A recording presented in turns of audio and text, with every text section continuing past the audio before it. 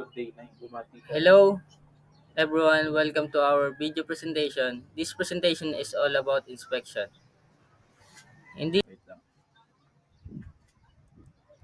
in this video, we would like to discuss about demographics, housekeeping, material handling, material storage, fire safety, electrical safety, occupation health, observation, and solution.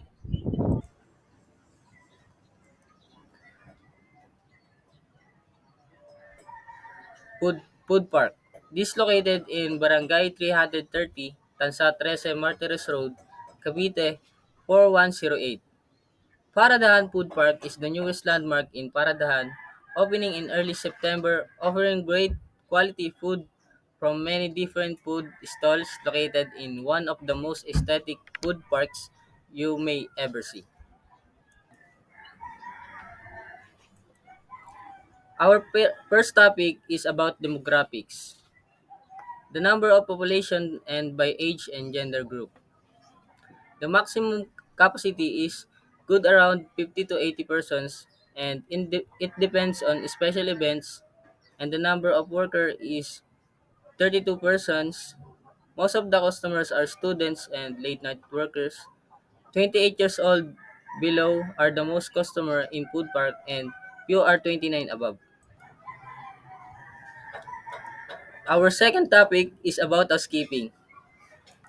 And this is how they implement 5S guidelines. They implement a warning signage that some of customers find to follow because this can also help them to become responsible. And by having a warning signage, this become a big help for maintaining cleanliness of the establishment. Base sa mga na-inspection namin dun sa lugar ng food park, nausunod naman po yung 5S guidelines and nakita din po namin sa bawat gilid po nila naglagay po sila ng mga warning po na para madisiplina po yung kalinisan po. Tsaka, at dahil doon, mas napapanatili nila yung kalinisan. Go. Diba? Our third topic is about material handling. A mechanically powered handling like ice cream machine and other machine are makes a job easier. Ayon sa mga nakalap naming impormasyon, bawat store po nila is may nagagamit po silang mga machine na mas napapadali po yung trabaho nila like mga ice cream po, ice cream machine, tsaka mga panggawa po ng mga malalamig po na ano na iniinom po. And manually powered handling like frying pan and stove. This way is mas napapa mas medyo tumatagal po yung proseso gawat po minamano-mano nila yung paggawa po nung pagkain.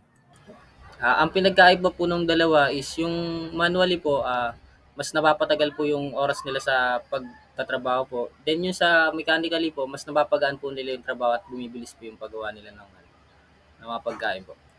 Ang pangapat natin na topic ay ang material storage. Storage facility or warehouse. The establishment has a small storage for their stock and each stalls have ventilation like exhaust fans and open windows for better airflow. The establishment has no emergency fire exit but has open entrance for exit. Base sa pag-inspection namin sa establishment na to, ang advantage dito, kahit maliit yung storage nila, pero mayroon silang kanya-kanyang ventilation para labasan ng hangin para di masyadong mainit sa lugar. Katulad po ng nila, yung mga grill nila, meron pong nakaabang exhaust fan sa taas para pag sobrang usok, diretso po labas yung usok. Tapos yung bawat stall nila ay mayroong malalaking bintana na open. Ang disadvantage naman po ay wala silang emergency fire exit.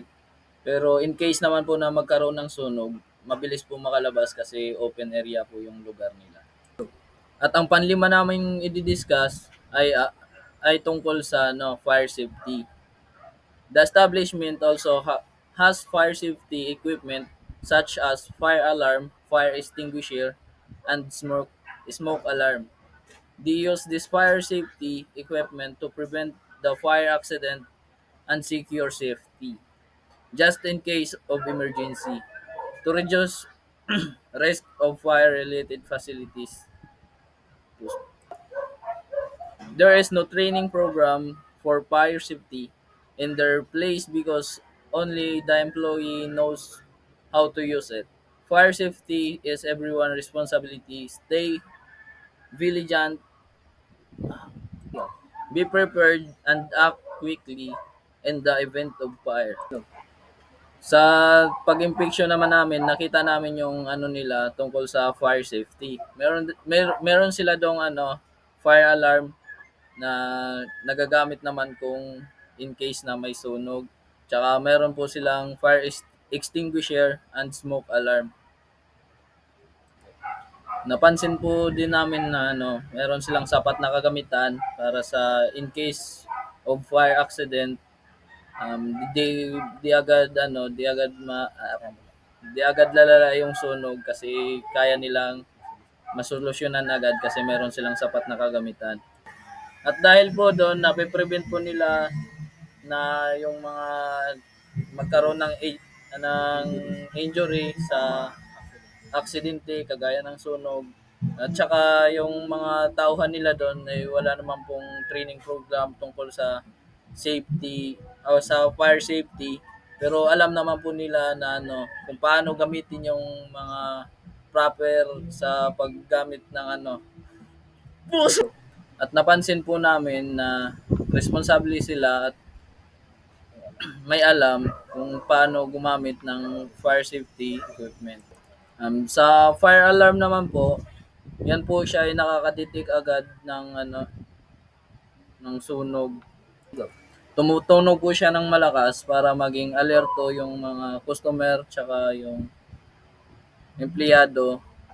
Tsaka yung fire extinguisher naman, nakalagay lang po siya sa tabi in case naman po may sumiklab na apoy, mabilis nilang madampot tsaka na mabilis nilang mapapatay kasi nasa gilid lang po siya ng lababo. Tapos yung smoke alarm naman po, pag yung siya po ay nakakadetect pag sobrang usok na po yung ano, loob. Ang pang-anim po natin na topic ay electrical safety. When it comes to electricity safety in a facility, they make sure that their all electrical equipment is properly grounded to prevent electrical shock in case of fault. They always make sure the electricity is near water sources. When it comes to plugging, they use appliances into a single outlet to avoid overheating and potential fire hazard. When it comes to training and awareness about electricity, they have a person that is assigned. Based po sa mga inspection namin, napansin ko po yung mga appliances nila ay may kanya-kanyang outlet para po hindi po nag-overheat yung